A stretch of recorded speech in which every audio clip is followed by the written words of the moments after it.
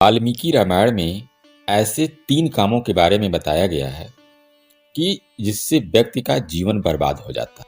दोस्तों, अच्छा तो बनने का सब लोग कोशिश करते हैं, लेकिन जो नकारात्मक बातें होती हैं वो हमें समाज से फ्री में मिलती हैं और चारों ओर से मिलती। बचपन से लेकर आज तक आपने बुराइयों को देखा है और हो सकता है कि आप उन बुराइयों में इन्वॉल्व भी रहे हों और आपको मालूम है कि आपको कोई देखने और सुनने वाला नहीं है, लेकिन यह आपकी बहुत बड़ी भूल है।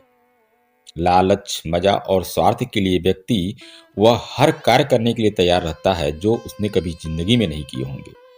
तो कुछ लोग सोचते हैं हम तो बुराइयों से दूर रहते हैं, लेकिन मौका मिलते ही वे भी हाथ साफ करने में चूकते हैं। आपने यदि जीवन में 100 पुण्य कर्म किए होंगे ना, और एक बार पाप कर देंगे तो सारे पुण्य कर्म आपके नष्ट हो जाएंगे।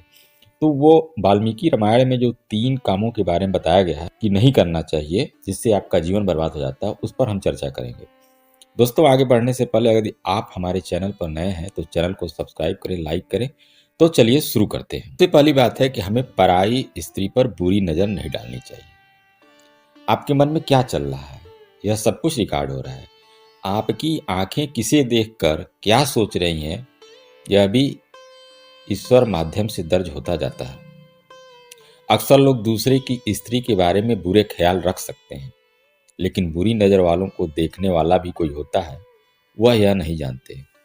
कई पुरुष या स्त्रियां सही गलत को न देखते हुए पराई स्त्री या पुरुष से संबंध बना लेते हैं। यह उस व्यक्ति के साथ धोखा है जिससे आपने 7 फेरे लेकर 7 वचन पढ़े थे।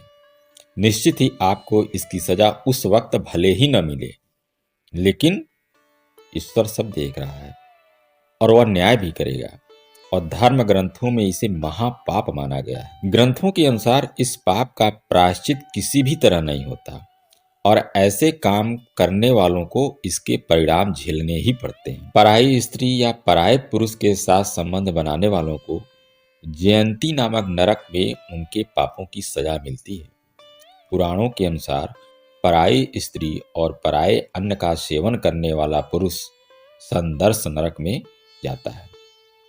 अब हम दूसरी बात करते हैं। विश्वासघात उसी के साथ होता है जो किसी पर अंधा बनकर विश्वास कर लेता है, लेकिन कुछ ऐसे भी लोग होते हैं जो अपनों को भी नहीं छोड़ते।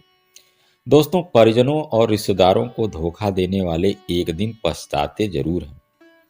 अधिकतर लोग जो होते हैं अपने दोस्त, अपने परिजन, अपने रिश्तेदारों पर सहज ही अत्यधिक विश्वास कर लेते हैं, और ऐसे लोगों के साथ धोखा देना या उनका विश्वास तोड़ना महापाप माना जाता है। कि जब ऐसे लोगों का विश्वास टूटता है ना, तो उनके दुख की पीड़ा इतनी गहरी होती है कि उसकी आवाज ईश्वर तक तुरंत ही पहुंच जाती है, और ऐसा करके व्यक्ति कुछ समय के लिए तो लाभ पा लेता है, लेकिन बाद में उसे इसके परिणाम झेलने पड़ते हैं।